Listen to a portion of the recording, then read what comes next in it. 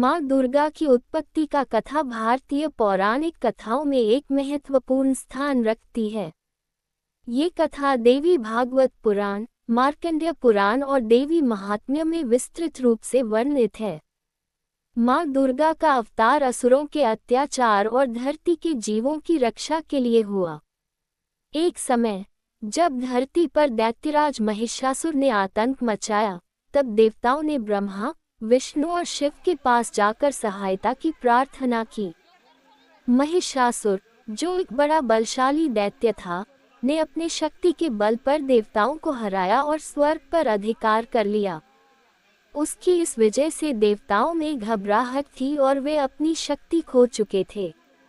देवताओं की प्रार्थना पर ब्रह्मा, विष्णु और शिव ने एक अद्वितीय शक्ति का सृजन किया। उन्होंने एक दिव्य स्त्री का निर्माण किया, जो सभी देवताओं की शक्तियों का समुच्चय थी। इस देवी का नाम दुर्गा रखा गया। दुर्गा का जन्म हिमालय की पहाड़ियों में हुआ और उन्हें अनंत शक्तियों से युक्त किया गया। उन्हें अस्त्र शस्त्र भी प्रदान किए गए, जैसे त्रिशूल, चक्र, धनुष और बाण। जब माँ दुर्गा ने महिषासुर से लड़ाई शुरू की, तो उन्होंने अपने तेजस्विता और युद्ध कौशल से उसे परास्त किया। महिषासुर का रूप बदलते रहना उसकी एक विशेषता थी। वह एक बकरी, एक सिंह और अंत में एक बड़ा भैंसा बन गया। लेकिन माँ दुर्गा ने अपने पराक्रम से उसे हर बार चुनौती दी।